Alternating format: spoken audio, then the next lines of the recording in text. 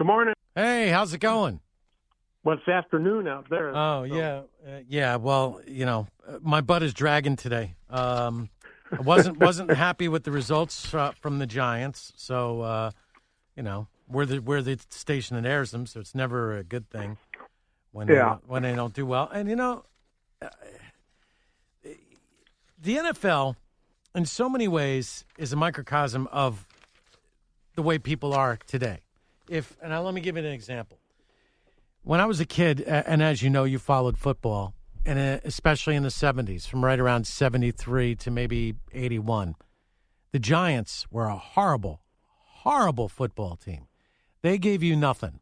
And, if you were a fan, you suffered along with that. Then you had the miracle of the Meadowlands. And if it wasn't for the New York Giants and the Maras and the profit sharing, the rest of the NFL would have subpar teams, and they wouldn't be competitive at all. Do you think the Cowboys would have won anything without the help of the Giants? No, they wouldn't have, right? They would have been a marginal team at best, right?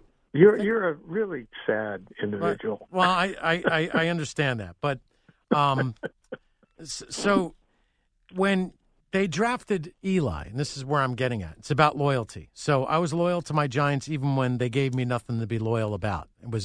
That's how bad it was. And you seen those Giant teams. You played them. You probably laughed at them. And so if you were to say to me, all right, we're going to draft this Eli Manning. We're going to do whatever it takes because we spoke to his dad, and I did get to speak to his dad before the draft. We're going to do whatever it takes to get this kid. And he'll be around for 20 years, and he's going to give you 2 Super Bowl championships and a couple of playoffs. But, you're stuck with him for 20 years. Like it or not, would you take the 2 Super Bowls? And absolutely most people go, yeah. And people go along with that deal until, they actually go through it. And then when it no longer suits their needs, they forget about this idea of loyalty. And that really is a problem for me. I don't like disloyal people. It's a pet peeve of mine. You're either all aboard or you're not. And when your guy is in the twilight of his career and he decides to sit down, that's fantastic. But when everybody's clamoring for the replacement and they don't have patience to see where it goes, that's where I have a problem. There's certain people in this life, when they choose to sit down, they should know, right? Let them decide. Especially if they brought you to the promised land a few times, right? That's it. Yeah. Okay. So there's my take on the NFL. All right, man. All right. It's Zach Martin along with Ken Klein Productions and Ken Klein, who's got this great movie out, The Deep State Prophecy and the Last Trump. If you go to kenkleinproductions.net, you can buy it. It's only $10. Let's call it that. And you can rent it for, I think, about $5. But, boy, I'll tell you what, Ken, we've talked many times. You really get your money's worth with The Deep State Prophecy and the Last Trump. You do a fantastic job with the filming and the voiceover and your narrative. Well done. Why don't you take us through the basic concept of The Deep State Prophecy and the Last Trump? Well, my sense of what God wants me to do while I still breathe on the planet, at least while my body does, is to try to help people develop what I call farsightedness. I can see things far off, like from a mountaintop. Most of us, in fact, all of us, live amongst the trees.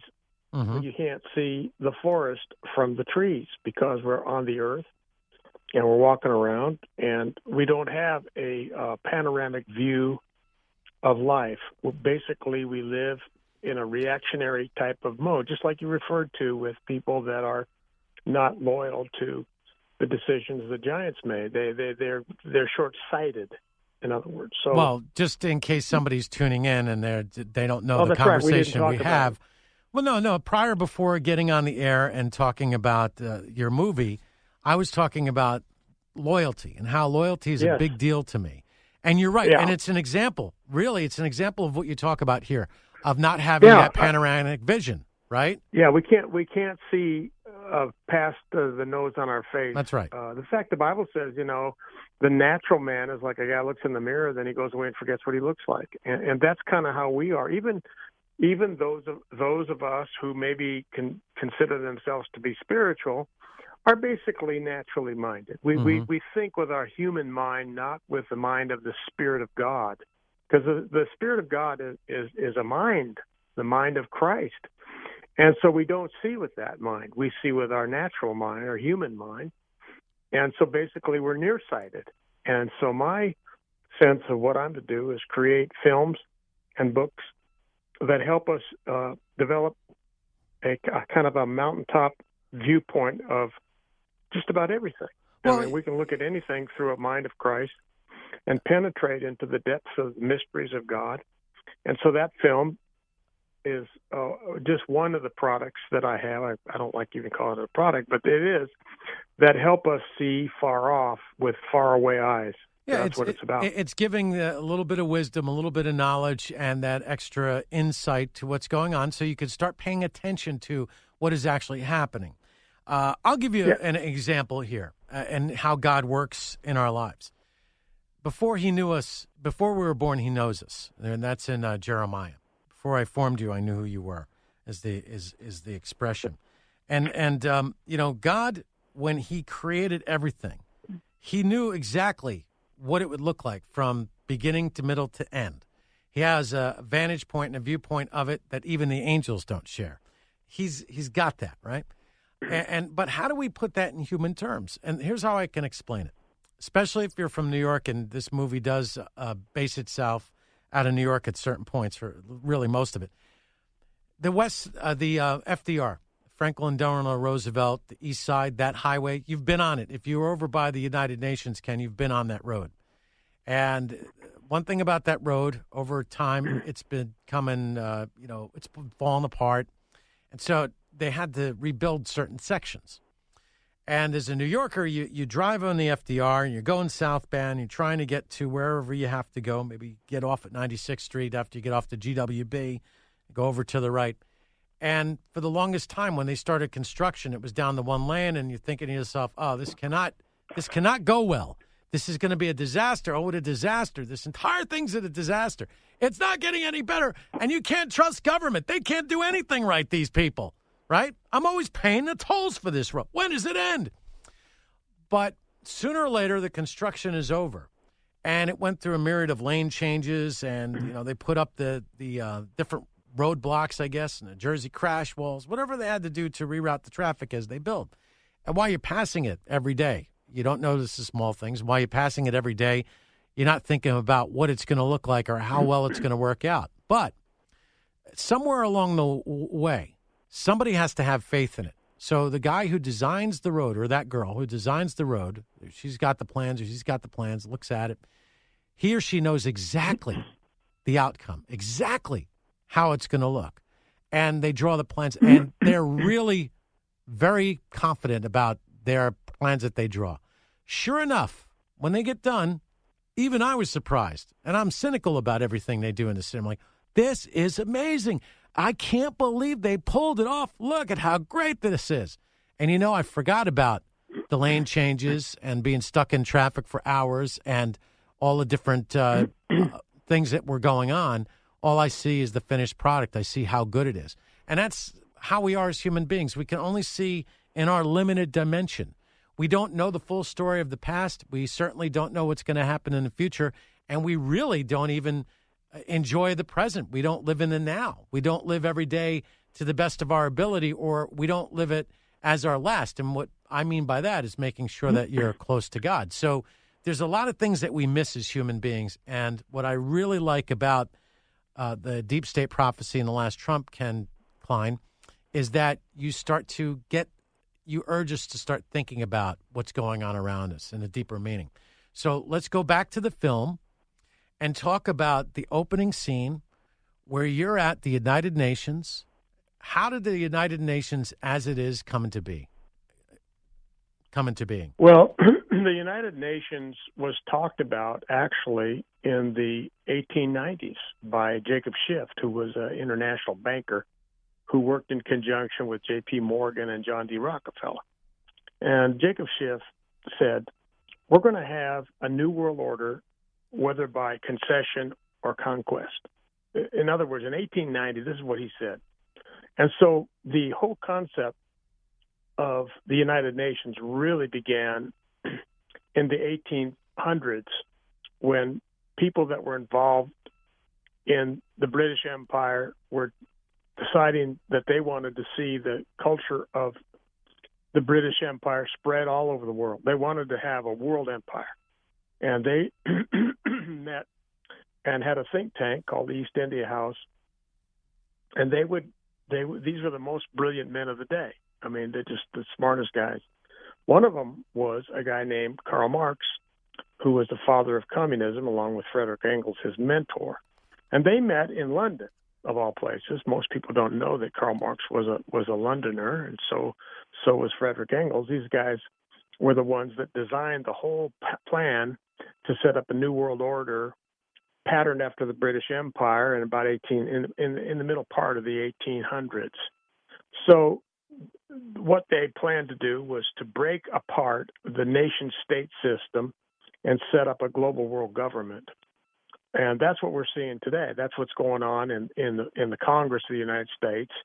That's why these neo-Bolsheviks like Jacob Schiff, who is a atheistic Jew, and many of the guys, Nader's an atheistic Jew, many of them are these modern-day Bolsheviks. Of course, the Bolsheviks were Jews that overthrew the Tsar in Russia because he wouldn't submit to the lending practices of the atheistic British bankers called the Rothschilds.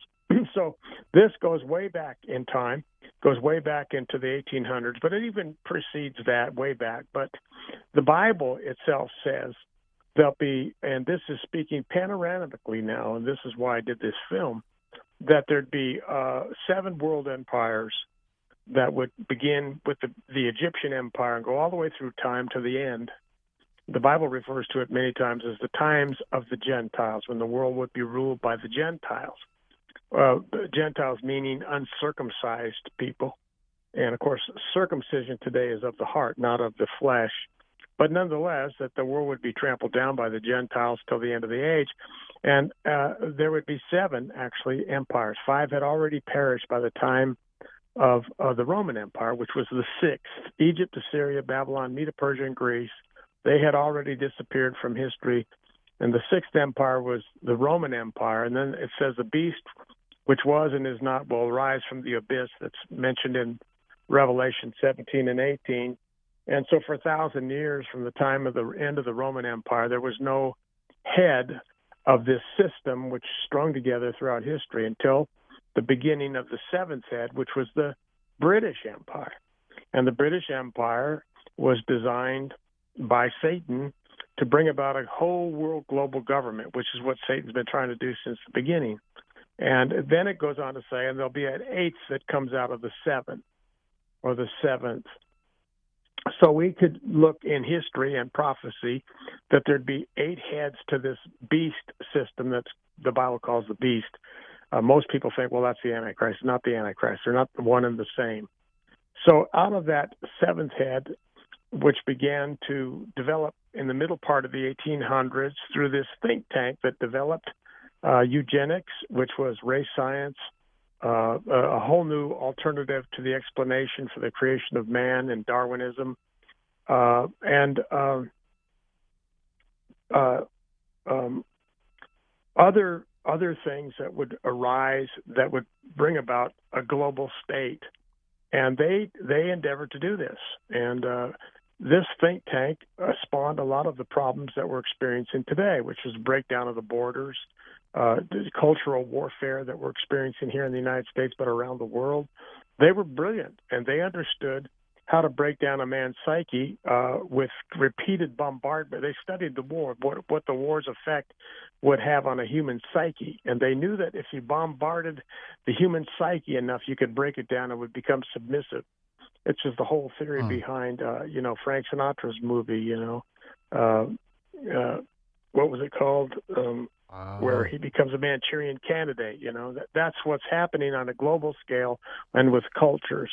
And it's happening through a company called the Tavistock Institute, which came out of the 1800s as well. So we're experiencing a cultural warfare now, specifically aimed now at the United States. And all the things that we're seeing are the machinations and the manipulations of the globalists to bring down the nation-state system, and they're doing a really good job of it. I mean, that's why Trump is under all of this pressure all the time, because he's being attacked by these globalists, and you can see it in the Congress and these people that are just they don't even know they're dupes and pawns in the game. But now we're seeing and have been watching the emergence of this eighth head since 1945, 46, when the UN was established. But it really was a second take of the League of Nations during the Wilson administration, and they tried to set up the global world state in the second decade of the 1900s, and it failed. And so there had to be a retake of it. And after World War II, that's what happened. The British Empire was moved aside. No more British Empire, but now we have a new world order called the United Nations, and it's there in New York City and Manhattan, as you know. Mm-hmm. And we're seeing the emergence of this eighth head now that's been merging for over 60, 70 years, and there it is. And now it's global, and it's all over the place. So it's this eighth head that comes out of the seven. And this book that I wrote, there's a book called The Deep State Prophecy and the Last Trump. It also deals with the second beast called the false prophet, which is misunderstood by most people that study prophecy. But also the film, which is kind of a knockoff that deals with the first beast primarily. And it's important for people to see it because it really helps you see panoramically and restores some of your sight that God wants his people to have. Well, we talk about the end times. We talk about the evil one, the man of perdition, the Antichrist, the false prophet, all of these things that we hear time and time again. And if it's in the Bible, then to me, it's going to happen no matter what we do. Having said that, no matter what we do, what should we do, Ken Klein, as Christians or just as regular human beings? What do we need to do as we face this type of, I guess, conflict that's going on right now that we see on the television? I'll give you an example. I don't know how Congressman Schiff gets away with just making up. I mean, really, I guess you might say, embellishing the conversation that President Trump has with the president of Ukraine and adding a whole bunch of layers to it. And he gets away with it. And the people that, I don't know, it used to be a Democrat, like a Kennedy Democrat and a Nixon Republican, if we go back far enough, they were pretty much the same as far as policy, just a little bit different on style. Substance was the same. Style was a little bit different. We were anti-communism. We were pro-business. We wanted certain things about equal rights, I guess, civil rights. I mean, nobody should be judged harshly or there should be no prejudice or there should be no bigotry towards someone based on the color of their skin or their last name or their religion or even, whatever, however God created them. You shouldn't hate anybody. You shouldn't discriminate against anybody. I mean, these are concepts that we're all American, but we all still loved apple pie, riding around in our cars, going out on Friday night and being a person of your word, showing up, working hard, playing, having a good time, but being patriotic. I mean, now it seems like everything has changed. If you're a patriot, you're told that you're a hater, you're a bigot because you love your country. Yeah, that gets back to what I was saying. There's these two paradigms. One is a nation-state system, which is what you're referring to in terms of patriotism. The other one is a new world order, which is a globalism. And these are the two paradigms and worldviews that people have to get a grip on, because if you hold to a globalistic viewpoint, then you're going to be overcome in your inner man. Your inner person will be perverted and twisted. And that's why it's so important to see these prophecies play out in our time and what they mean, because the sheep are being separated from the goats while we watch. I mean, that's what God says is going to happen. There'll be a separation of the sheep and the goats, and you can see it happen. It's like right in front of your face. Mm-hmm.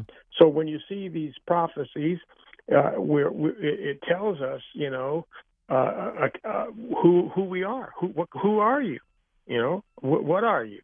And it's really important to be able to stand in this evil day, because we can't fix it. It's not going to be fixed. God set this up this way to separate the sheep from the goats since the time began. He knew us, as you said in Jeremiah, before we were even in the womb. I mean, he knew us before we existed. And so now it comes down to, well, who are you? Are you a person of God? And if you are, then these kinds of things that we're feeding you will sustain you in this wilderness, which I call the land of Nod. That was the place that was outside the Garden of Eden. It was called wilderness. This whole planet is a land of Nod. It's being trampled down by the Gentiles to this day. I mean, the whole world's the outer court of the temple. I mean, we have to go to explain that a bit more, but we're watching the trampling down of things by the Gentiles. It's just chaotic. And the only way to deal with it is to know the Lord and have a worldview that helps you stand. So that's what it says in the book of Ephesians, that you may be able to stand, because we can't fix it. The whole world has been set up in a convolution or a void or vanity. The whole world's been turned over to vanity, and there's just not going to be a fixing of it. Can't be, because this is the way God set it up to refine his people. And so we're watching this happen and all this chaos, but it doesn't have to make us chaotic. We don't have to allow it to affect our inner person. And seeing the world from the mountaintop, and with this panoramic worldview that we're trying to help people obtain, is part of the way we are to keep our equilibrium in a world that is chaotic. Because there's no doubt it's getting worse and worse. Not going to get better. Politics isn't going to fix the world. That's not the answer. The answer is the Lord's return. I mean, only Jesus is going to fix this. And so we can see our times. We get to see our times. And these are things that have been prophesied since the time of the writing of Revelation, which is in the first century A.D. by John. Here they are. They're right. It's right happening in front of us every single day. We're watching this happen. It's like this amazing movie we're watching, which is not a kind of movie I like to watch, but nonetheless, here it is. And so these things are so important to get a perspective on, because without which we just get sucked back into the world. We'll just become worldly. And worldliness doesn't necessarily mean you're going to Las Vegas and playing craps. Worldliness is just getting caught up in the political world, and becoming a person that all you can watch on TV is Fox News, or fight on Facebook. And that's being worldly. Unless you use it as a means for, okay, thank you for hearing this with me, now I'm going to go pray. Unless you have a prayer life that is to take the things that you're seeing that's presented on television through this horrible news and lifting it up to the Lord, then it's a waste of time, and it's a dissipation of your inner person. We're talking with Ken Klein. You can go to kenkleinproductions.net and get the film, The Deep State Prophecy and The Last Trump, which is a fun, well, I hate to use fun in a topic like this, but I will just say it's a compelling film to watch. It's about an hour, and boy, you do such a great job. The cinematography is amazing as well. But here's the $1,000,000 question for you, Ken Klein. What is going to happen with President Donald Trump, in your view? I don't want to predict what I think is going to happen. I don't think it's for me to say. All I can tell you is that he needs our prayers, because he was sent as a restraining force. I mean, if you think of Donald Trump, President Trump, as a guy that is in Holland putting his fingers in the dam with all the leaks going on, then you have a good picture of what he's up against in dealing with this ubiquitous New World Order. It's everywhere, and it's coming rapidly. And at the same time, all this is happening. It seems like it's timed with the depreciation of the world's currency. So something's been timed here to break. And I'm just watching the world economy totter, even though we have great, information on how great the economy is going. If you look at the world currencies, they're falling like a rock. Yep. And so the world's becoming more unstable all the time. And how much time he has to hold back the burgeoning waters of the dike that's going to burst. It'll burst. I don't know. I don't know. Well, I hope we have another 4 years of him, but I don't know. That's why I did this film. It really, in many ways, helps us understand the political nature of what we're dealing with and what this poor man is up against, so that we can get him reelected. And if you want the man reelected, get the film, because it'll stir the base, which is going to sleep because people are so caught up in the controversies that they can't see the forest from the trees. So It's important to get this perspective, because it'll convince you that you've got to do your part to help him get reelected. So, we're going to take this, try to get it on Sean Hannity. We're going to try to get it up on Rush Limbaugh and these different news agencies to help people see what's really going on. We want people to see. So get it, because it's important for you to see, and then to share it with your friends. Well, I think that you're right about what you're saying here. At least open your eyes. The whole idea that ignorance is bliss, that's not true. Ignorance will get you killed. And Ken, like myself, we would be the first to tell you that you don't have to be a crazy prepper. You could spare enough water. You could have extra at home to eat for a few weeks anyway, if things get really bad. Because if they go more than a few weeks, then I got news for you. Nobody's going to be safe in their house, right, Ken? I mean, as things start to fall apart. If you know the Lord well, he'll feed you like he did Elijah with the birds of the air. That's right. There's supernatural things coming, and we don't have to be afraid, but we do need to be prepared inwardly, and we do have to be people of prayer. Mm-hmm. That's for sure. Well, nowhere in the Bible does it say, act like an idiot, be a fool. The wisdom is contained in the Bible. We're told, my people are destroyed for lack of knowledge, and so people are ignorant. And only because they choose not to engage in educating themselves. And so that's why we've created these things for people to ingest to get a better grip on reality. One of the most evil traits I think people have is hypocrisy. I mean, Jesus really had a problem with hypocrisy if you read the gospel. You take the woman who they were going to stone, and so he writes in the sand, and they all disperse. They go away. Who is sinless shall cast the first stone. Hey, why is he talking to her? How dare he eat with those sinners and tax collectors? And time and time again, we see these stories about what really upsets God more so than anything is a person who cheats the poor and hypocrites. What I don't understand is you brought up what we see on TV or in the media or on Facebook. Everybody's fighting over their political ideologies. I don't even know where some of these people come up with some of these beliefs. I don't understand how no borders is a good thing. I don't understand how a world government is necessarily a good thing. I don't understand why Brexit, why people vote to leave England, the EU and England, why that's a bad thing. I mean, these are people who decided that they didn't want to be part of the European Union for whatever the reason. They won the election fair and square. And now, just because enough people don't like how the people voted, they're going to do everything they can, like here in the United States, to thwart it, like they do against Trump. Trump won that election, fair and square. We heard about that 3 million votes in California, but nobody ever, when you found out that they might have been not real votes, in other words, there's some cheating going on, notice how fast that story went away. And it's also very fascinating to me, Ken Klein. You can go to Ken Klein Productions and make sure you get the deep state prophecy and the last Trump. But this is very strange to me.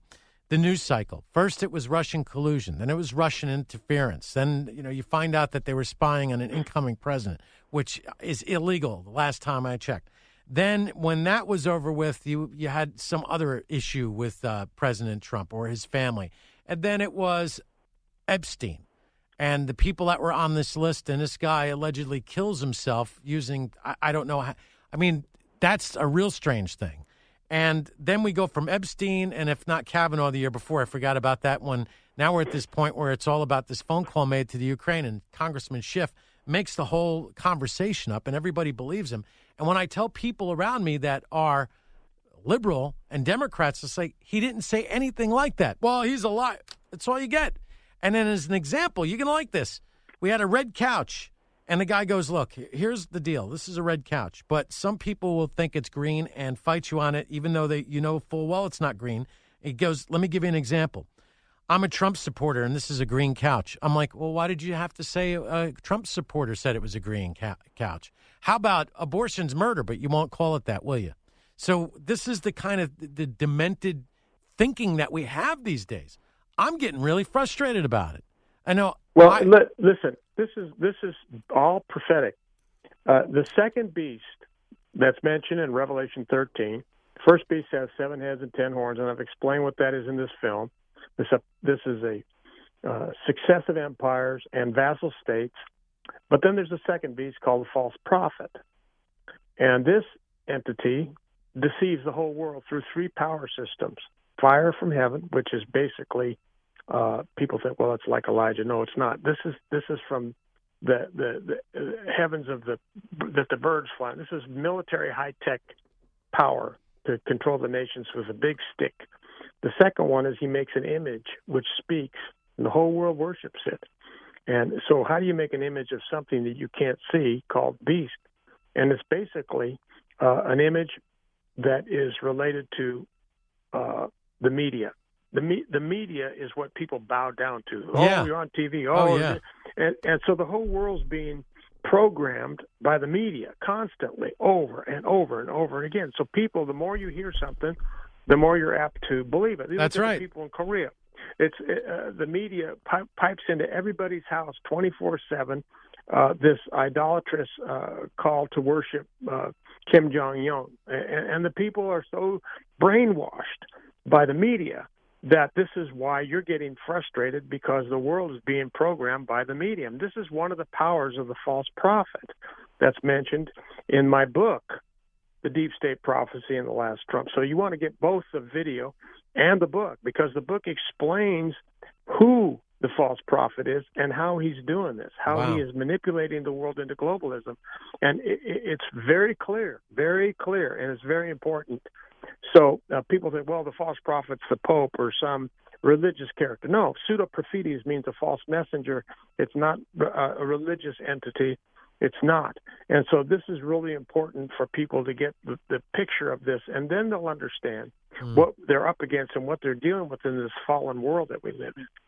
Wow, that's amazing. Well put, and we're running out of time, but we're going to come back to the movie. We're going to come back to the book. We're going to talk more about what's going on in the world around us. We're going to talk about some of the scriptures that we can find. We're probably going to, I guess, at one point give people some keys on how they can have better lives through Jesus Christ. And that's really the answer right there. We got to stop being double-minded, Ken. We got to stop going to churches and just worshiping them with our lips. We have to start worshiping in our heart, the spirit and truth, right? Worship in spirit and in truth. We have to understand that we have a human body that has a human mind, and we have a spiritual entity, which is Christ in us. They're not the same. And if we don't understand the duality of ourselves, then we're going to cleave to one and not the other, and we're going to end up living our life out in the flesh rather than in the spirit.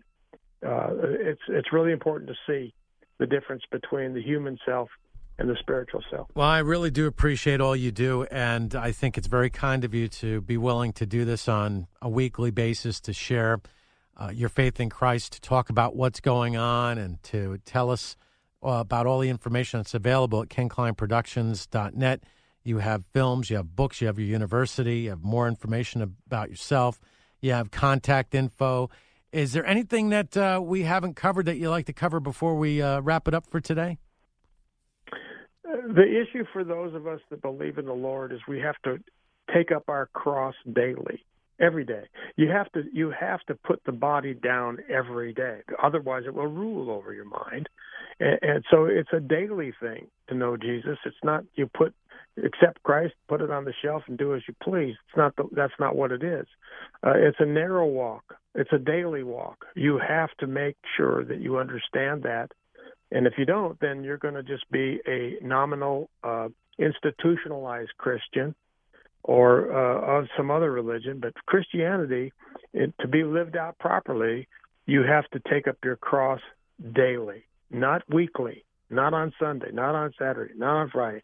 Every day is the Sabbath day.